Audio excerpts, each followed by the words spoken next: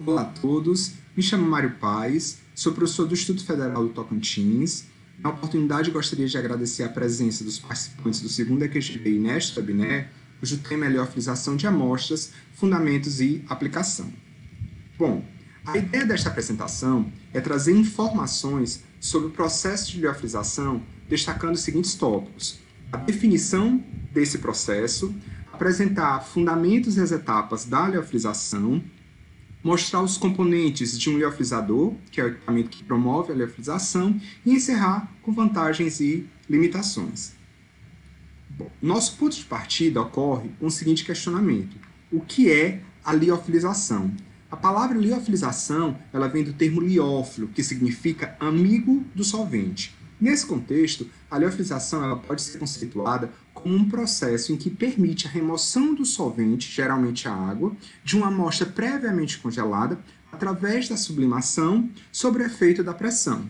Portanto, nessa definição, 3 tópicos são importantes. Primeiro, para a amostra ser liofilizada, ela precisa ser congelada. O objetivo dessa liofilização é remover o solvente dessa amostra, que ocorre por meio da sublimação, com a influência do principal parâmetro na liofilização, que é a pressão. Vale ressaltar que a liofilização ela pode apresentar na literatura outras nomenclaturas, como criodesidratação e criosecagem. A liofilização ela é um processo conservativo. Conservativo por quê? O objetivo dessa liofilização é remover o solvente, e a remoção desse solvente ele não altera a macroestrutura da matriz. Observe essa figura que trata da representação de uma amostra congelada. Então, quando se congela a amostra, eu tenho os cristais de gelo e eu tenho a matriz. À medida que esses cristais de gelo são removidos durante o processo de liofilização, observe que os constituintes da matriz, a macroestrutura da matriz, é conservada. Portanto, esse processo é considerado conservativo, porque eu mantenho a macroestrutura da matriz, além de conservar as propriedades desses constituintes. Fazendo analogia a esse processo, é como se observando essa ilustração, é como se eu tivesse uma casa e eu removesse as paredes internas dessa casa, mas eu mantenho a macroestrutura, eu mantenho os pilares de sustentação. Portanto, é o que acontece na liofilização. Isso pode ser melhor observado nessa figura aqui de um solvente liofilizado. Ocorreu a remoção do solvente, mas a macroestrutura do solvente ela foi conservada. E isso acontece porque se trabalha com baixas temperaturas, baixa pressão e ausência de oxigênio. É possível que algumas amostras, após a liofilização, elas se tornem um pó, mas as propriedades da matriz são conservadas. E isso está relacionado a quê? Está relacionado ao teor de umidade que essa amostra tinha antes da liofilização. Ou seja, isso pode ser observado com amostras de polpas de frutas que foram liofilizadas. As polpas de frutas são amostras que têm um teor elevado de água. Então, após uma liofilização eficiente, essa amostra se tornou um pó, mas as propriedades da matriz, dos constituintes dessa amostra, foram mantidas.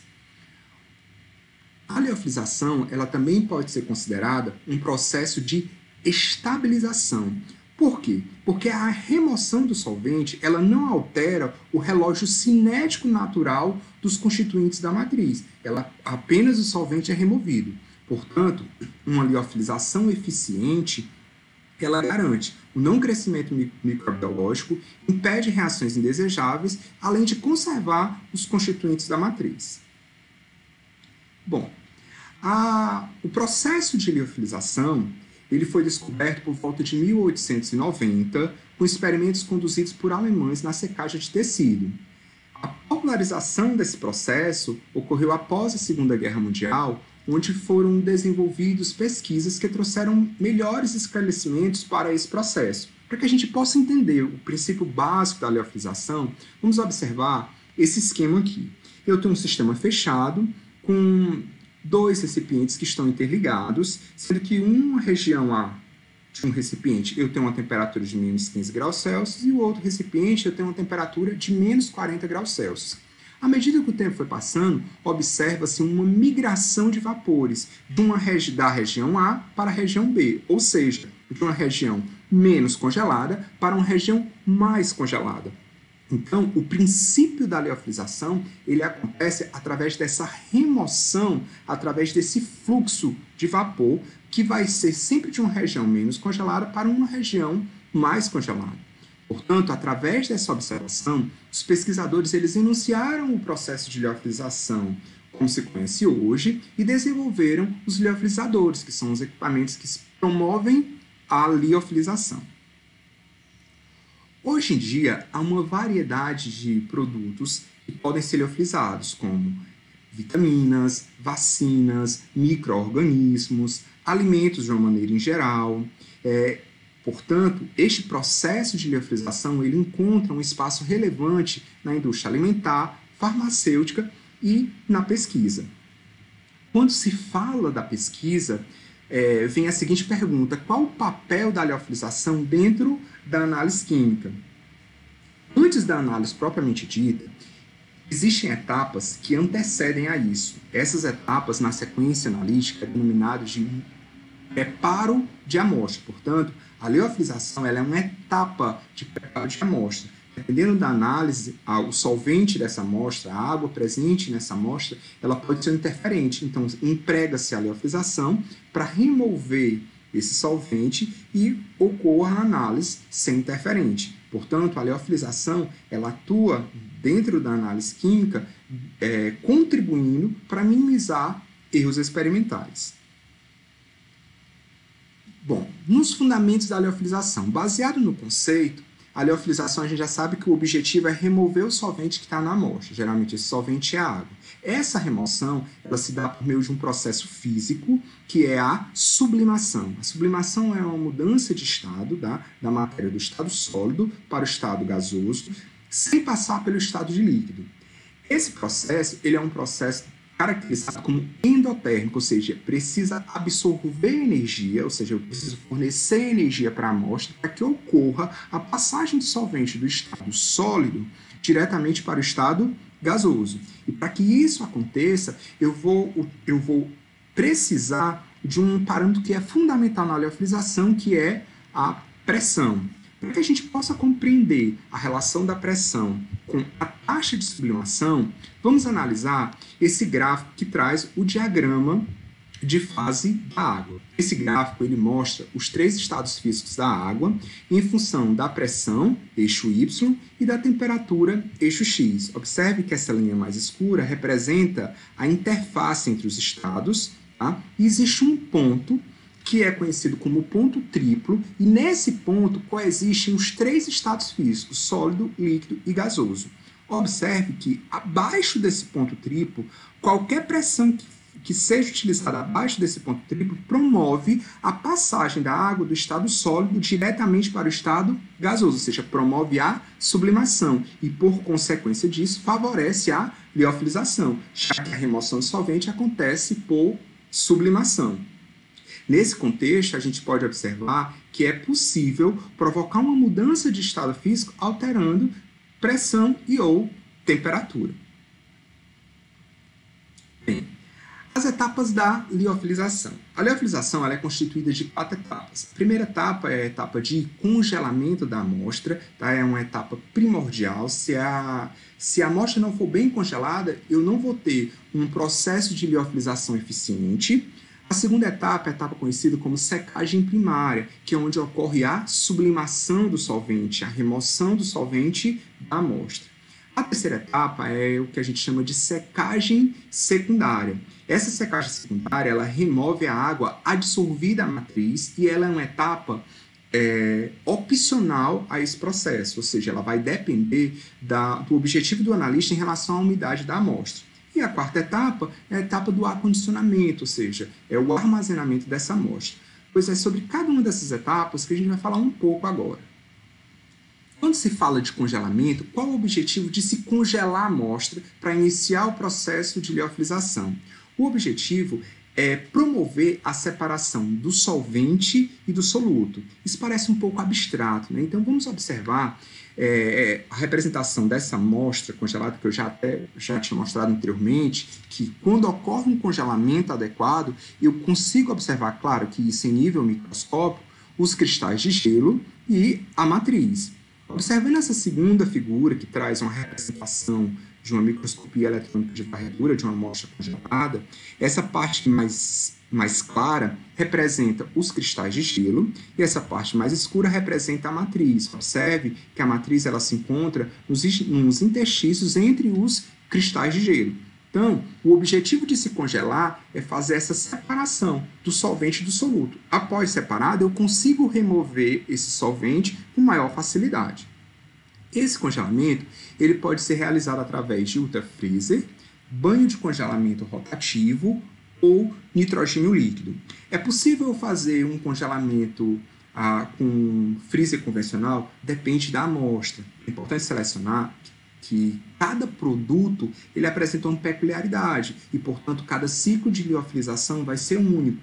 Então, tente observar se a temperatura que o freezer convencional tem, a máxima temperatura que ele tem, atinge a temperatura de congelamento da amostra.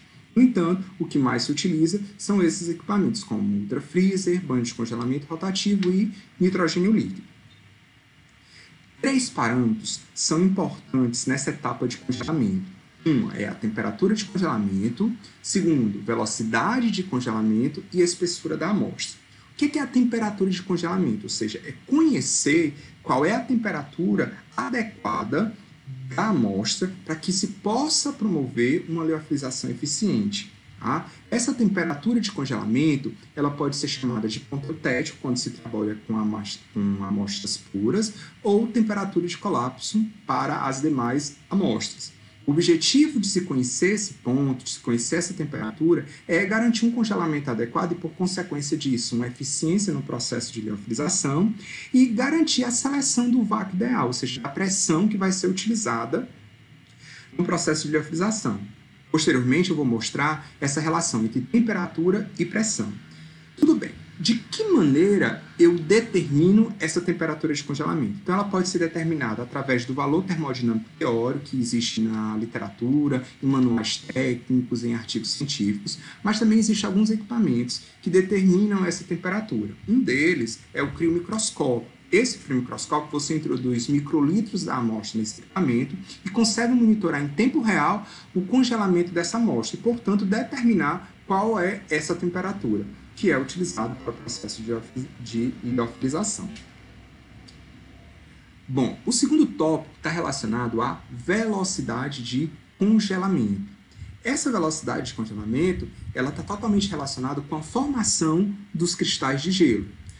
A pergunta é, será que a velocidade de congelamento, para ter uma etapa, um processo eficiente de liofilização, deve ser uma velocidade elevada ou tem que ser uma velocidade mais lenta? Então vamos observar essa figura aqui, que é uma microscopia eletrônica de varredura de uma amostra congelada em diferentes velocidades. Então, de um lado eu tenho uma amostra congelada a 0,14 graus Celsius por minuto, ou seja, uma velocidade de congelamento lenta, e outra a 50 graus Celsius por minuto, ou seja, uma velocidade de congelamento rápida. De que maneira essa velocidade está relacionada à formação de cristais de gelo? Observe nessa figura aqui, a gente já sabe que essa região mais clara representa os cristais de gelo. Claro que eu estou trabalhando isso em nível microscópico, mas para que a gente possa compreender a importância de se determinar essa velocidade de congelamento para a eficiência do processo de liofilização. Então, quando se utiliza uma velocidade de congelamento muito lenta, observa-se formação de cristais de gelos maiores. Esses cristais de gelos maiores, eles formam avenidas que facilitam o trânsito, que facilitam a remoção desse solvente. Logo, o tempo de liofilização vai ser bem menor. Observe que quando se utiliza uma velocidade de congelamento muito rápida, eu tenho esses cristais de gelo fragmentados, ou seja, como se eles estivessem em labirintos. Portanto, a remoção, se eu comparar a remoção desse solvente que foi congelado de uma temperatura adequada, numa velocidade de congelamento lenta, para uma amostra com velocidade de congelamento rápida, observe que a remoção do solvente é mais fácil quando a velocidade de congelamento é lenta, porque eu tenho cristais de gelos maiores que facilitam a sua remoção. Ao contrário de que quando a velocidade ela é muito rápida, eu dificulto essa formação porque os cristais de gelos estão espalhados, ou seja, em labirintos, logo o tempo de liofilização é maior. Não existe, você vai me perguntar, então qual é a velocidade ideal? né? Será que seria uma velocidade de congelamento lenta ou será que existe uma velocidade de congelamento rápida? Na verdade, não existe uma receita de bolo quanto à velocidade de congelamento que deve ser utilizada. Se não tem um protocolo, é conveniente que se utilize uma velocidade de congelamento moderada, em torno de 1 a 1,5 graus Celsius por minuto. O terceiro ponto, ele está relacionado à espessura da amostra. Vamos observar essa figura aqui, que traz um perfil térmico de uma amostra em processo de liofilização. Aqui eu tenho um frasco, aqui eu tenho uma amostra que está sofrendo o processo de liofilização.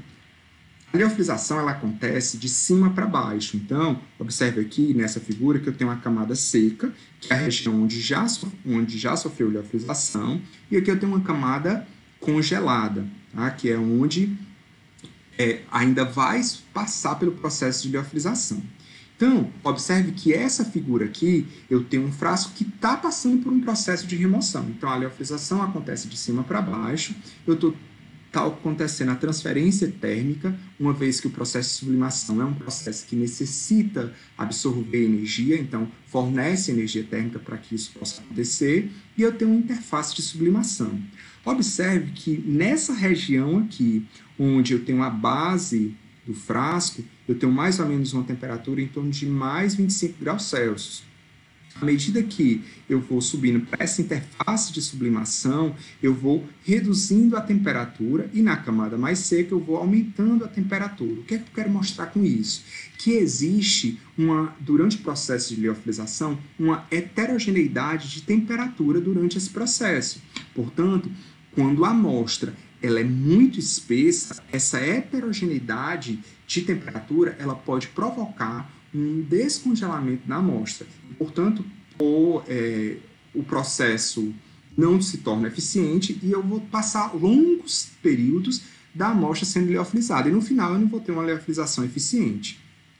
Portanto, materiais muito espessos, eu vou ter uma demora no processo de liofilização, que pode estar relacionado ao descongelamento da amostra em virtude da heterogeneidade de temperatura no frasco que está acontecendo a sublimação, que está acontecendo a liofilização, além do bloqueio de poros, ou seja, esse bloqueio de poros é como se os constituintes da matriz ele impedisse a remoção do solvente. Portanto, o processo de liofilização não vai ocorrer.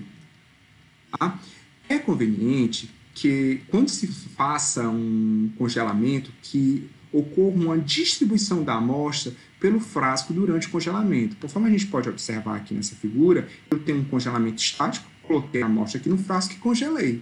Essa não é o ideal. O ideal é que se faça uma distribuição dessa amostra ao longo das paredes do frasco, permitindo a redução da espessura dessa amostra. Aí, geralmente, esse processo pode passar por um banho rotativo ou por nitrogênio líquido. O ideal é que a espessura da amostra ela seja em torno de no máximo, 2 centímetros. Não existe uma relação que, se for 3 centímetros, vai ser 3 dias.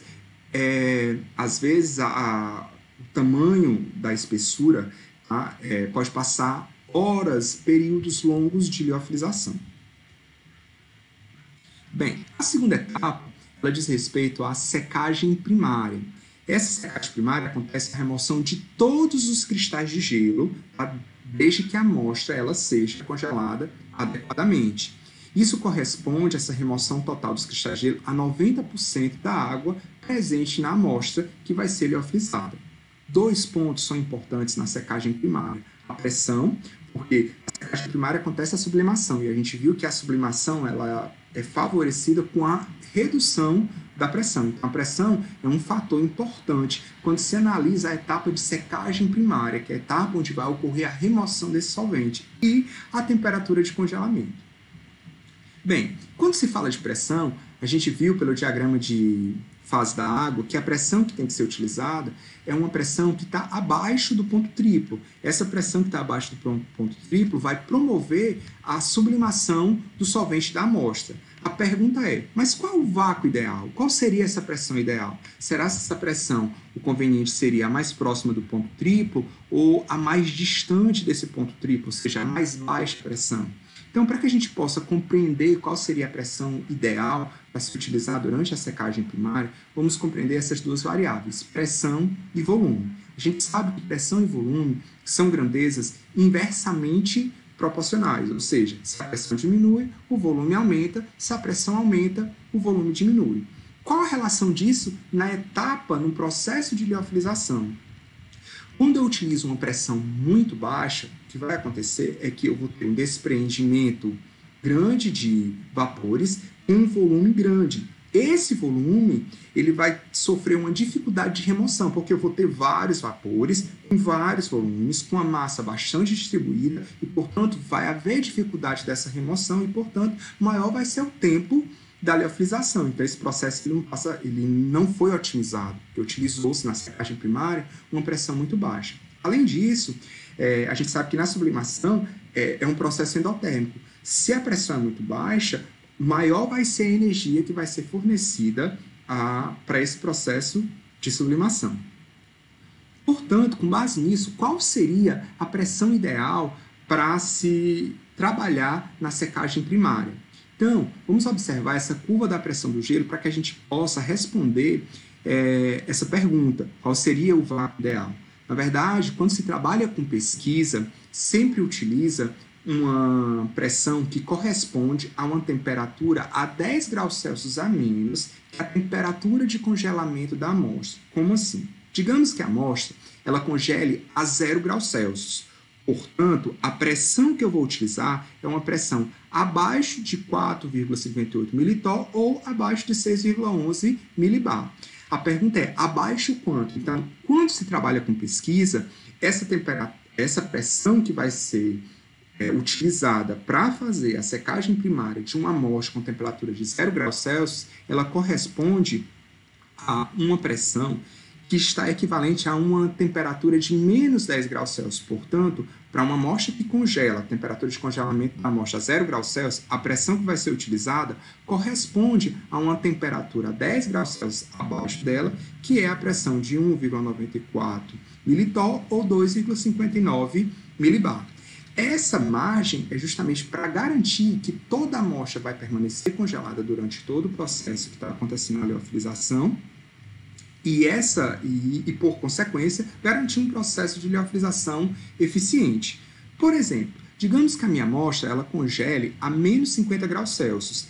A pressão que eu vou utilizar nesse sistema vai ser uma pressão que corresponde a uma temperatura 10 graus Celsius abaixo, portanto, será a pressão correspondente a uma temperatura de menos 60 graus Celsius. Portanto, a pressão utilizada seria 8,1 militor ou 0,010 milibar. Okay? Então, essa é a relação. Na indústria, essa margem é bem menor, porque os protocolos já estão formados. Mas na pesquisa, a gente sempre usa uma pressão com essa margem. Daí a importância de se conhecer a temperatura de congelamento, de se verificar a real temperatura de congelamento da amostra, porque já começa, se eu tenho uma temperatura de congelamento errado, ela não foi obedecida, que foi o primeiro processo de congelamento, eu já vou ter uma interferência na secagem primária, onde está acontecendo realmente o processo de liofilização, que é a sublimação, naquele momento onde está removendo o solvente da amostra. Um outro ponto importante na secagem primária é a temperatura de congelamento da amostra. Aqui existe uma amostra que foi congelada, tá? E uma passou por um processo de liofilização eficiente e outra onde não foi eficiente em virtude da temperatura de congelamento não ser adequada. Essa figura, ambas são as mesmas amostras, sendo que essa amostra foi liofilizada corretamente e essa amostra não sofreu um processo de liofilização correto. Na verdade, ela foi seca, ela ficou um aspecto gelatinoso. Eu não removi o solvente. Observe também que a macroestrutura da matriz ela é conservada, aqui ela não foi conservada. Nessa amostra aqui, eu preservei as propriedades dos constituintes dessa matriz, aqui as propriedades não foram conservadas, sem falar que esse material ele ficou com uma aparência inaceitável. Então, para que a gente possa entender o que acontece quando a temperatura de congelamento não é obedecida, eu coloquei esse esquema aqui. tem uma amostra, tá, que foi congelada, e aí durante essa etapa de congelamento acontece a sublimação, e aí ocorreu, desse lado acontece a liofilização eficiente, portanto, eu tenho uma matriz, uma amostra liofilizada com uma matriz onde ela foi conservada, e outra onde, na verdade, a matriz, se a gente comparar com essa, ela não é conservada, ou seja, ocorreu uma perda das propriedades, a matriz ela não houve o processo conservativo que é uma característica da liofilização. Quando isso acontece, dizemos que a amostra ela entrou em colapso, ou seja, isso pode estar relacionado quando a temperatura de congelamento ela não é adequada, ou quando se retira a amostra antes de acabar a secagem primária. Tá? Esse colapso da amostra ele causa um bloqueio de poros, impedindo, portanto, a remoção do solvente e, por consequência, eu tenho uma ineficiência no processo de liofilização. Não existe uma receita de qual é o tempo que vai passar a secagem primária. Então, geralmente, na secagem primária, o tempo final dessa etapa, na maioria das vezes, ela é determinado empiricamente. A terceira etapa é a etapa de secagem secundária, também chamada de dessorção. Nessa etapa, eu removo os 10%, refere-se àqueles 10% de água que não foi removido na secagem primária, porque o objetivo da secagem primária é só remover os cristais de gelo. Então, na secagem secundária ou dessorção, que é uma etapa opcional ao processo, e essa etapa vai depender qual é o grau de umidade que eu quero na amostra. Ou seja, a secagem secundária ela vai remover umidade inferior a 3%, no máximo 1%. Se refere àquela água que corresponde que está adsorvida à matriz. Portanto, 2 pontos são importantes para que aconteça a secagem secundária. O primeiro ponto é o aumento da temperatura através do ajuste de bandejas de aquecimento. Mais na frente eu vou mostrar para vocês que o local onde se coloca a amostra, ele pode ter um aquecimento, e esse aquecimento vai favorecer o processo de sublimação. Então, é importante que eu tenha um aumento da temperatura para favorecer a remoção dessa umidade. E a pressão. Quando se fala de secagem primária, a gente trabalha com o limite da pressão, ou seja, com a baixa pressão. Se compararmos a secagem primária e a secagem secundária em termos de processo total de liofilização, a secagem secundária ela corresponde a cerca de 20 a 30% do processo total de liofilização, que, de uma certa forma, é um tempo considerável. E a última etapa é a etapa de armazenamento. Não adianta nada se ter todas essas etapas, congelamento, secagem primária, secagem secundária, todas obedecidas, tem um processo de liofilização eficiente se o acondicionamento da amostra ele não for adequado, uma vez que essa amostra que sofre liofilização, ela é altamente higroscópica. Então, o ideal é que essa amostra, o frasco onde contém essa amostra que sofreu a liofilização, ela seja fechada dentro do próprio liofilizador. Nem sempre isso acontece, mas o ideal é que ela seja fechada e só seja removida do liofilizador após ser fechada. Esse armazenamento geralmente acontece em estufas refrigeradas ou em freezers. A gente sabe na literatura que quanto menor a temperatura, menor é a degradação cinética das reações. Então, geralmente, se acondiciona esse material em freezers, em estufas refrigeradas. No entanto, cada produto tem sua peculiaridade. Então, é importante fazer a análise desse produto que vai ser liofilizado para ver exatamente qual o acondicionamento ideal. Bem, aqui nós temos os liofilizadores, né, que são vários, de vários modelos. Só a título de curiosidade, o primeiro liofilizador ele foi construído na França, por volta de 1906. Tá? Esses liofilizadores eles apresentam componentes básicos. Então, todos os liofilizadores vão apresentar 3 componentes. A câmara de secagem, que é o local onde são colocadas as amostras, onde vai ocorrer a secagem primária, ou seja, onde vai ocorrer a sublimação. Essa câmara de secagem é essa parte aérea do liofilizador, mas ela também ela tem várias, ela pode ser diversificada, tá? Eu vou já mostrar. Eu tenho o segundo componente é o condensador. Lembra lá do processo de princípio básico da liofilização, que eu tinha uma região onde os vapores eram atraídos, eram aprisionados, que é uma região mais fria? Portanto, essa região mais fria, onde se aprisionam os vapores, que vem da amostra, que está sofrendo sublimação na câmara de secagem, é o condensador. E o terceiro componente é acoplado ao liofilizador, que é uma bomba, cujo objetivo é reduzir a pressão para manter a amostra congelada e permitir, portanto, a sublimação do solvente. Vamos falar um pouquinho de cada um desses componentes. O primeiro é a câmara de secagem, tá? Então, a câmara de secagem, ela pode ter várias formas, tá? Essa é essa parte aérea do liofilizador. Essas câmaras, elas podem ser com ou sem aquecimento. Lembre que o processo de sublimação é um processo endotérmico, então eu preciso fornecer energia. E elas absorvem calor porque é o processo endotérmico. Essa transferência de energia, ela vem muitas vezes quando a câmara de secagem ela tem aquecimento. No entanto, tem algumas câmaras de secagem que são sem aquecimento, como a gente pode ver aqui. Essas que são sem aquecimento, você vai me perguntar, e como é que a amostra, ocorre a caracterização da sublimação através do processo endotérmico? Pela própria temperatura do ambiente. Uma pergunta quando se fala da câmara de secagem, que é com ou sem aquecimento, e quando elas acontecem geralmente com aquecimento, é o seguinte: o aquecimento da bandeja não descongela a amostra, porque assim, a amostra é congelada, ela precisa ficar congelada durante todo o processo de liofilização. E aí eu estou fornecendo energia, estou aquecendo, então eu vou descongelar a amostra. Observe que quando se trabalha com aquecimento de bandeja, não é um aquecimento, é sempre um aquecimento moderado. Por exemplo, digamos que a temperatura de congelamento da amostra seja menos 20 graus Celsius.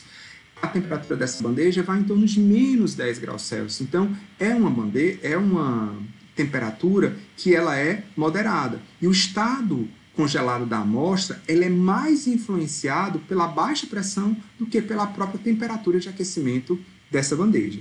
Tá? Existem várias configurações da câmara de secagem, então eu posso ter essa câmara de secagem com bandejas. Essas bandejas podem ser com ou sem aquecimento. Existem manifolds, que são hastes, onde são acoplados esses vidros aqui com a amostra liofilizada. Tá?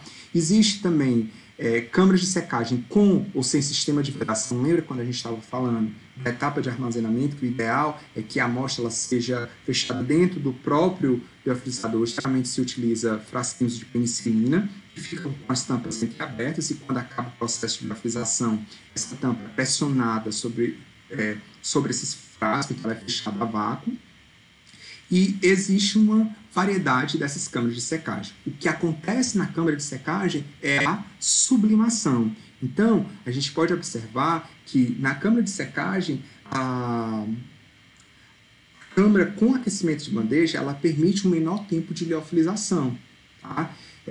Ou seja, otimiza mais ainda esse processo. Portanto, na câmara de secagem, a gente já pode observar que a liofilização ela promove uma transferência de vapor, né, uma transferência de calor e uma transferência de massa, uma vez que está se removendo o solvente.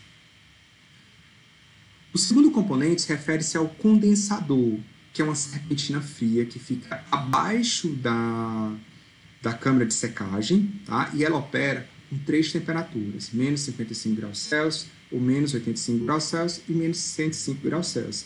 Essa temperatura é de acordo com a temperatura de congelamento do solvente. Okay? O objetivo do condensador é aprisionar, é atrair os vapores que vêm da câmara de secagem. Ou seja, à medida que acontece a sublimação na câmara de secagem, esses vapores eles vão sendo conduzidos e, para serem conduzidos, são aprisionados por essa região. Então, se a gente lembrar lá do processo básico da liofilização, como se a câmara de secagem ela fosse a região A, onde é uma região menos congelada.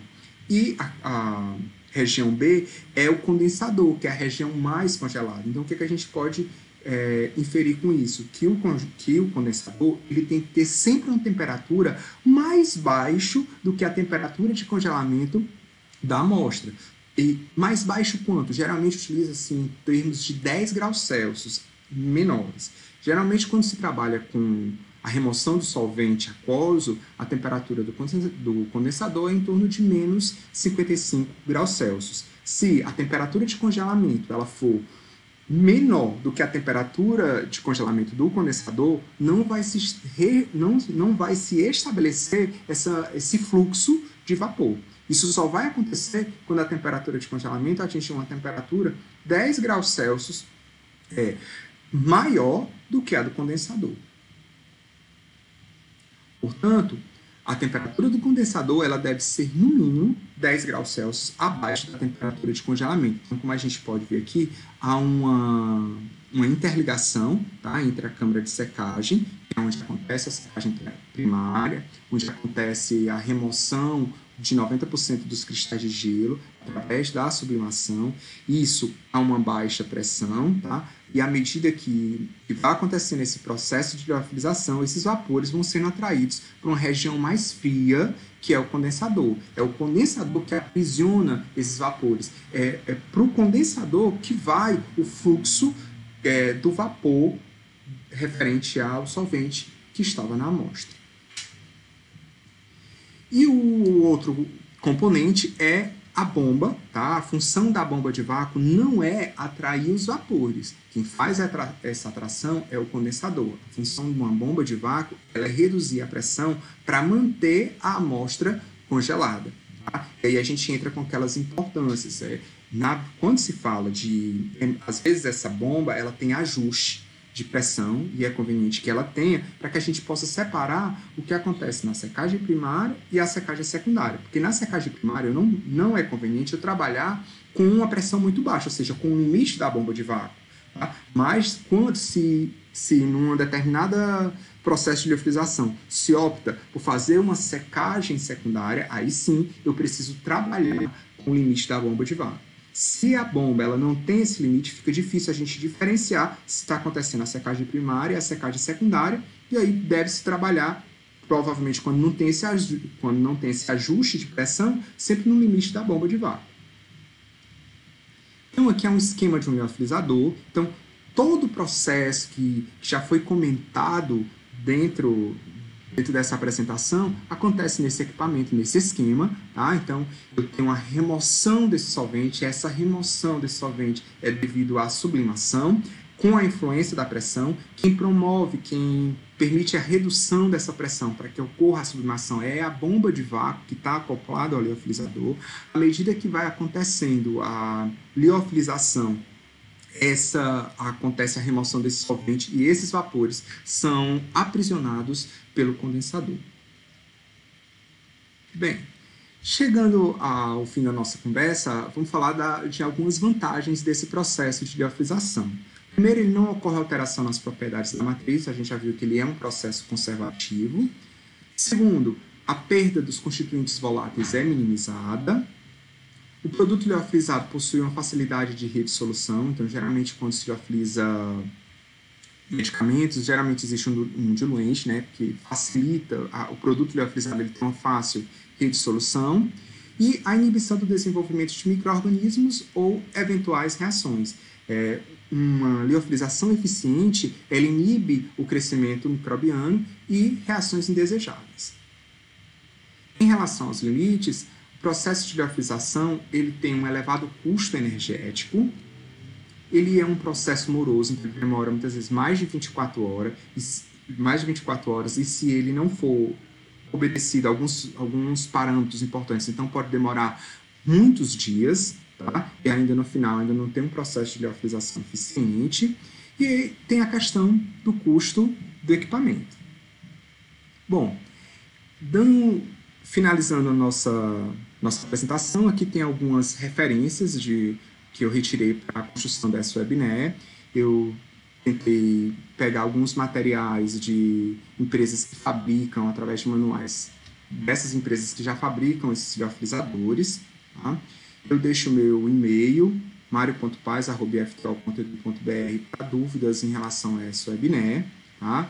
E aí finaliza a nossa conversa e gostaria de agradecer o convite da comissão a apresentação dessa webinar e parabenizar todos os envolvidos pela continuidade do EQGBI e dentro dessa ação de continuidade, nessa atual conjuntura que a gente vive em virtude dessa pandemia, eu lembrei de uma frase de um filósofo romano que diz o seguinte: a diversidade desperta em nós capacidades que, em circunstâncias favoráveis, poderiam ter ficado adormecidas. Muito obrigado.